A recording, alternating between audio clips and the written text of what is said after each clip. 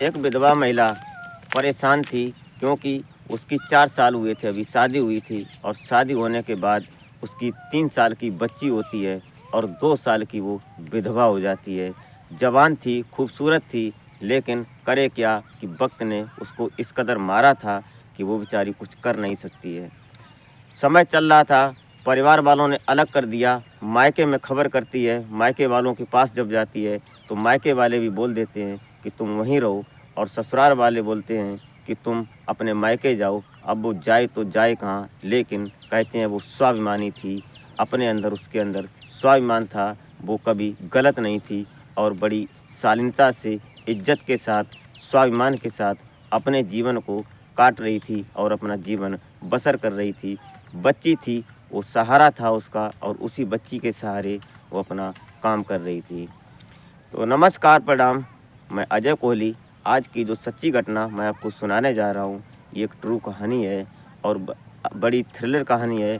इसमें बड़ा सस्पेंस है, दर्द है और एक छोटी सी बच्ची की दास्तां है और एक जवानी में एक महिला विधवा हो जाती है, ये उसकी कहानी है। तो वीडियो अच्छी लगे तो लाइक कर दें और चैनल को सब्सक्राइब कर दें, क्योंकि आप लाइक करते हैं तो हमारा मोटिव बढ़ता है और सब्सक्राइब कर लेंगे तो हमारी अग्रिम वीडियो आपको प्रथम मिलेगी। और आगे शेयर कर दिया करें ताकि हमें इससे मोटिवेशन मिलता है। तो चलते हैं, रुक करते हैं कहानी की तरफ। ये झारखंड का एक ज़िला पड़ता है धनबाद, और धनबाद में एक परिवार रहा करता था। इस परिवार में माता पिता होते थे, 2 बेटे हैं, एक बेटी थी और बड़ा बेटा था। उसकी जब शादी हो जाती है तो शादी एक सुंदर महिला होती है जिसका नाम साधना होता है। और साधना के साथ जब शादी की बात चली तो उसको जब देखा गया तो परिवार वालों ने बड़ी ये सोचा, बड़ी खुशी जाहिर की कि हमारे घर में इतनी सुंदर बहू आएगी तो हमारे घर की रौनक बढ़ जाएगी। लेकिन यहाँ पर होता क्या है कि ये जो बहू होती है ये बहुत सुंदर थी, लेकिन स्वाभिमानी थी, पढ़ी लिखी महिला थी, लड़की थी, अच्छी तरह से पढ़ी थी। जब शादी हो जाती है, उस घर में आती है तो 2 भाई होते हैं, एक बहन होती है और माता पिता होते हैं। अच्छा परिवार चल रहा था, खुशहाली घर में थी।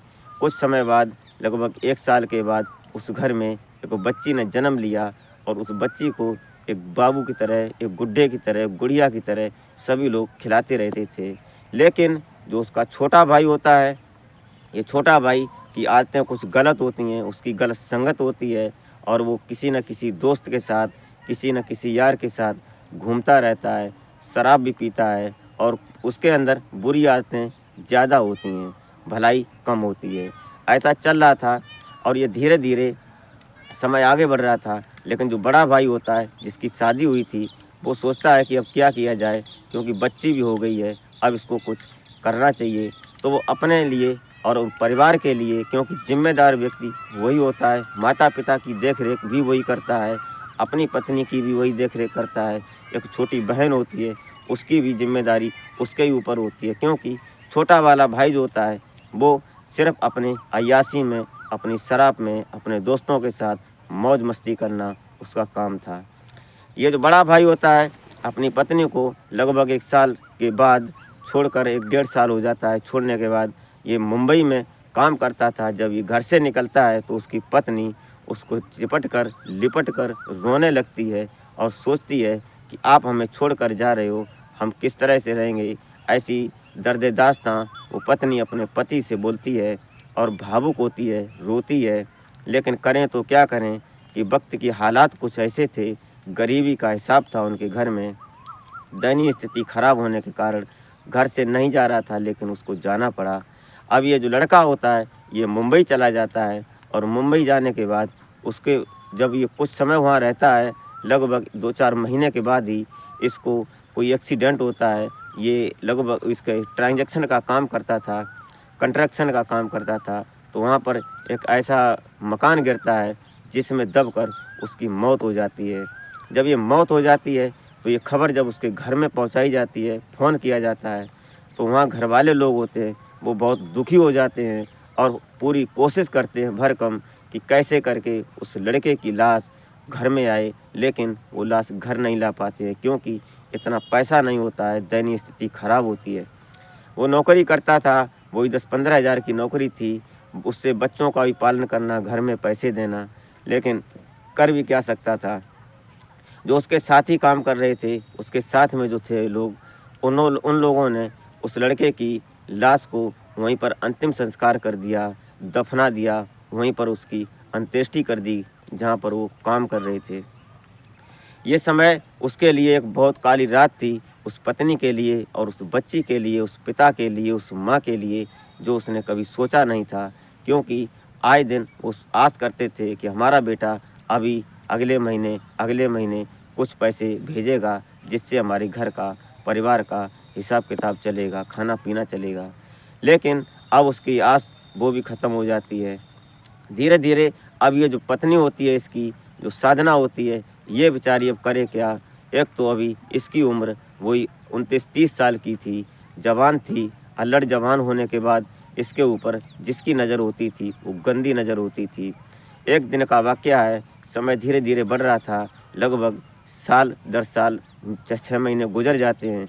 उसके बाद एक दिन इसके दिमाग में आता है, दिमाग में क्या, पहले घर में ही, इसके घर में जो इसका छोटा भाई था, तो इसका जो पिता होता है, ससुर जो होता है इसका, ये सोचता है कि इसी के साथ इसको बैठा देंगे, इसी के साथ इसकी शादी कर देंगे, तो ये घर की बहू घर में ही रह जाएगी। लेकिन उस लड़के का रवैया कुछ अय्यासी टाइप का था। वो इस तरह से काम करता था कि उसके दोस्त और जो लोग शराब पीने वाले होते थे, आए दिन उसके घर में आते थे।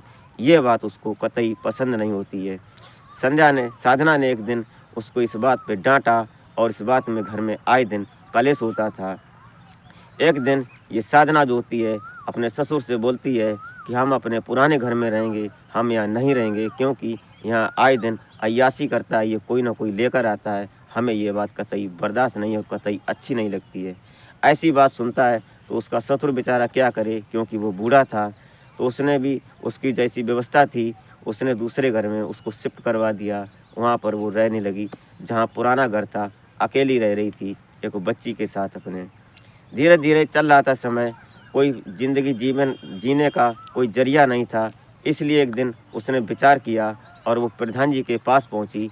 और प्रधान जी के सामने जब पहुंचती है तो वहाँ पर लोग बैठे थे, अपनी अपनी बात कह रहे थे और प्रधान जी सबका सलूशन निकाल रहे थे, सबकी बात को हैंडल कर रहे थे। तभी ये महिला जब पहुंचती है, साधना, जब ये विधवा होती है, जब ये सामने पहुंची तो प्रधान जी से रोकर बोलने लगती है। पहले बात करती है, उसके बाद में इसके आंखों से आंसू आ जाते हैं और बोलती है कि साहब, प्रधान जी, हमारी विधवा पेंशन बनवा दो। ये बात जब प्रधान जी सुनते हैं तो पहले तो ये पूछते हैं कि तुम किसके घर से हो, कहाँ से हो, क्योंकि उस जो ग्राम पंचायत होती है वहाँ की, उस ग्राम पंचायत में 12 गांव लगते हैं और क्षेत्र बड़ा होता है। लगभग 4-6 किलोमीटर की एरिया में वो ग्राम पंचायत होती है। और वो दूसरे गांव में जो प्रधान होते हैं वहाँ पहुँची थी। क्षेत्र उनका ही पड़ता था, ग्राम पंचायत एक ही थी। इसलिए वो जानते नहीं थे ये किसकी पत्नी है और किसकी बहू है।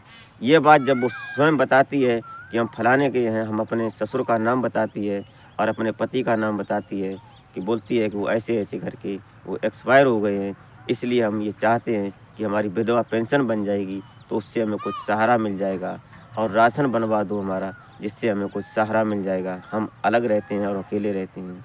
ये बातें जब प्रधान जी ने सुनी तो उन्होंने कहा कि आप विधवा पेंशन की बात करती हो, आप परेशान मत हो, हम आपकी पूरी भरकम कोशिश करेंगे।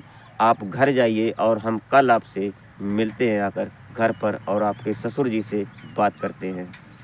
अब दिमाग में प्रधान जी के चलने लगा था, क्योंकि प्रधान जी की उम्र 50 साल होती है और प्रधान जी की पत्नी एक्सपायर हो चुकी थी बहुत पहले। लेकिन उनके लड़के और बहू और नाती पोते होते हैं। लेकिन इनके दिमाग में ख़्याल आया कि हो ना हो इस महिला से हमारा प्यार चल जाए, हमारा प्रसंग चल जाए, इससे हमारा अफेयर हो जाए, तो हम इसके साथ अपना समय काटने लगें और इसकी हम मदद करने लगें। ऐसा उसके प्रधान जी के दिमाग में ये बात आती है। ये बात सोचकर उन्होंने कह दिया कि सुबह हम तुमसे मिलते हैं। ये तो अपने घर वापस आ जाती है और दूसरे दिन प्रधान जी अपनी बाइक उठाते हैं और उसके घर पहुंचते हैं। पूछते पूछते कि किसका घर था। जब उनके ससुराल का ससुर का नाम पूछते हैं तो उनके घर में पहुंचते हैं प्रधान जी। प्रधान जी का नाम मुंशी लाल होता है अब मुंशीलाल जब दरवाजे पर खड़े थे तो बाइक का हॉर्न बजाते हैं, तो वही बच्ची उसकी निकलती है जो 3 साल की होती है, जिसका नाम गुड्डी होता है। अब ये गुड्डी बाहर आती है तो देखती है कि प्रधान जी खड़े हैं, तो वो अंदर जाती है और अपनी मम्मी को बोलती है, इशारा करती है कि बाहर कोई आया है। तो वो आप बाहर आकर देखती है तो हाथ जोड़कर नमस्कार करती है। नमस्कार करने के बाद प्रधान जी को एक कुर्सी लाकर देती है कि बैठो प्रधान जी। अब प्रधान जी तो बैठ जाते हैं, लेकिन उसके दिमाग में सिर्फ एक ही बात चल रही थी। तो प्रधान जी बोलते हैं कि क्या कर रही थी, क्या काम हो रहा था फ़िलहाल? तो बोलती है कि हम चाय बना रहे थे। तो चाय बना रही थी, उन्होंने कहा कोई बात नहीं। अब प्रधान जी बोलते हैं कि आप भी बैठ जाओ, लेकिन वो साधना जो होती है वो बोलती है कि नहीं, हम आपके सामने कैसे बैठ सकते हैं। दोनों में बातें होती हैं और बातें होते होते वो एक सॉल्यूशन देते हैं उस साधना को प्रधान जी कि परेशान मत हो, हम सुबह ही आज ही हो सकता है ब्लॉक जाएंगे, वहाँ जाकर तुम्हारी बात करते हैं और तुम्हारी पेंशन की और भी अन्य व्यवस्थाएं जो होती हैं वो करते हैं। अब इनके दिमाग में ये चल रहा था कि जो हमारी ग्राम पंचायत में जो प्राइमरी स्कूल है, उसमें जो 2 महिलाएं काम करती हैं खाना बनाने का, लंच का, उसमें हम इस महिला को एडजस्ट कर देंगे, एक महिला बाहर जा रही है। ये इनका प्रधान जी का विचार बन जाता है।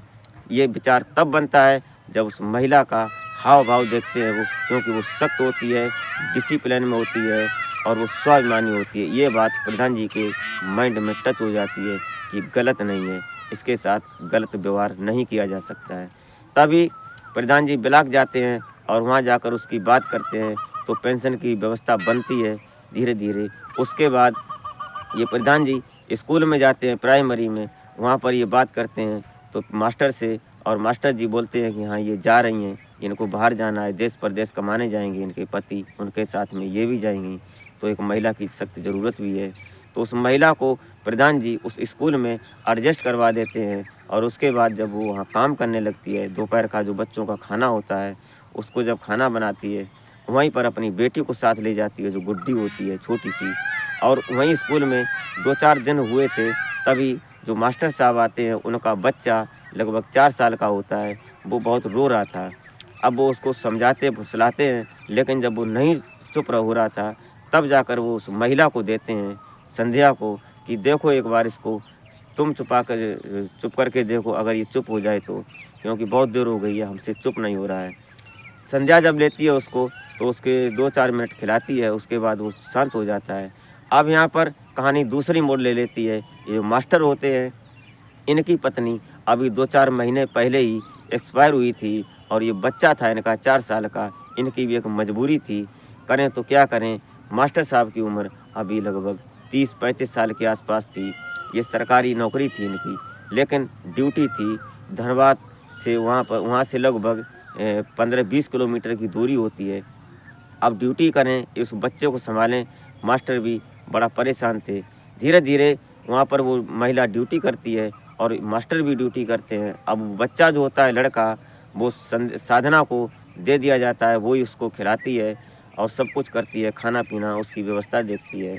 और ये मास्टर जो होते हैं, इनके पास 4 व्हीलर गाड़ी होती है, उसमें 1-2 जोड़ी कपड़े लाते हैं उस बच्चे के लिए, जैसे कुछ गंदा कपड़ा कर देता है तो उसको चेंज करने के लिए।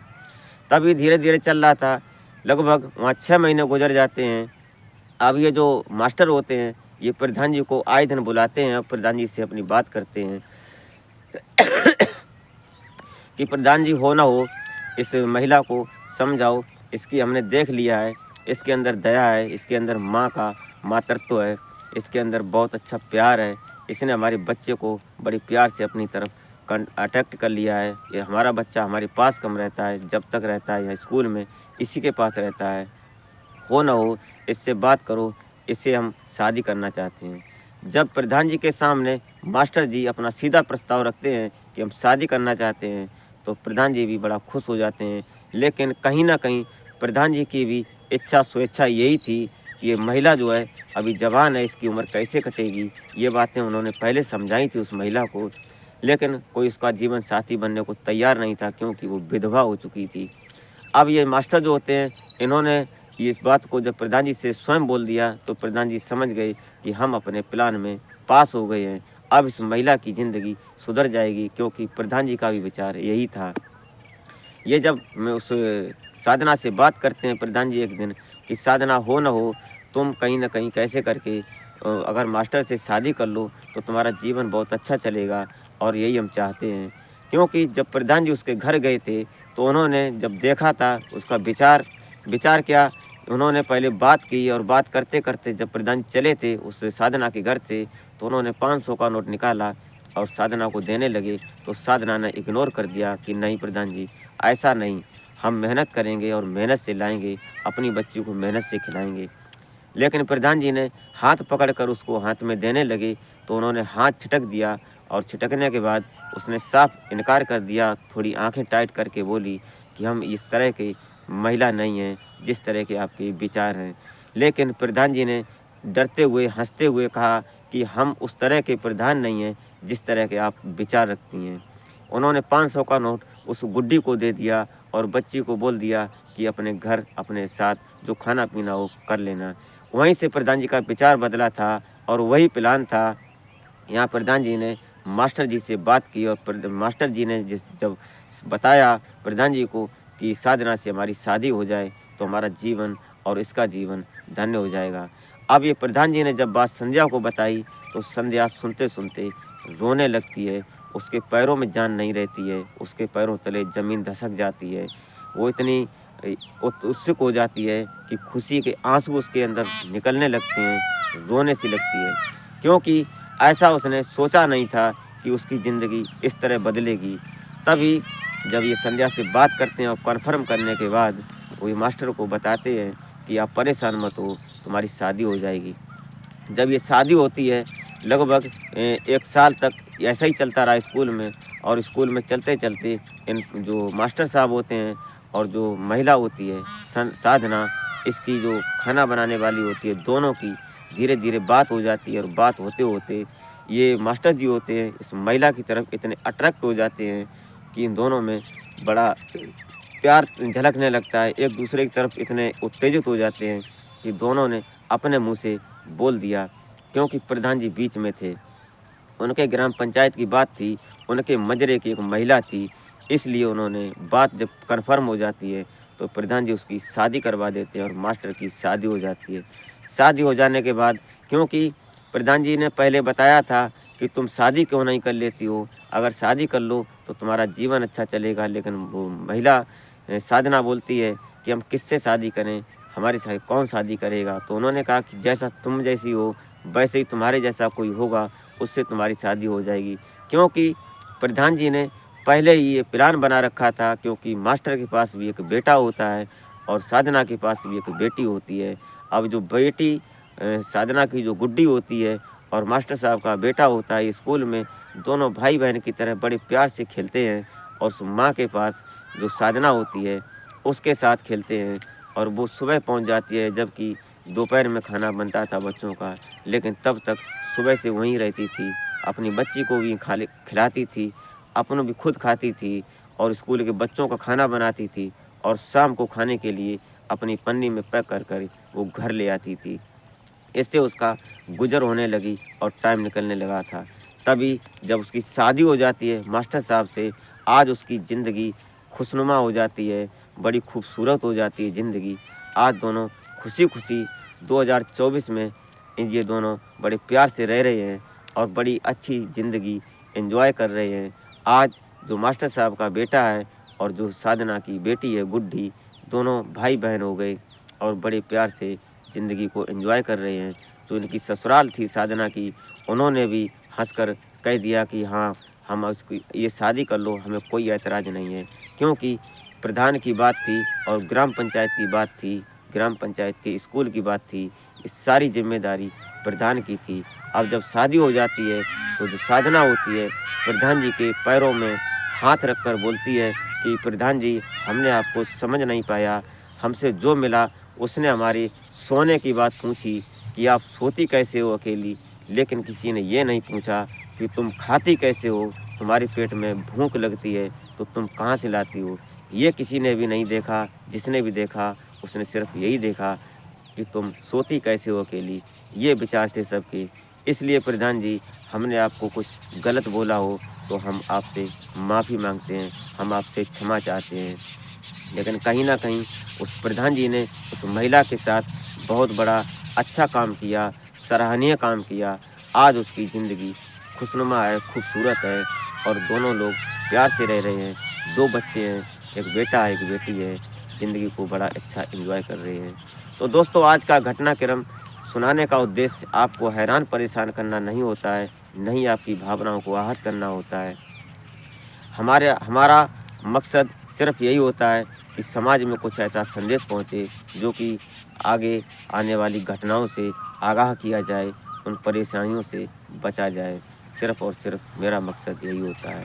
तो मिलते हैं फिर किसी नेक्स्ट वीडियो में, तब तक के लिए जय हिंद।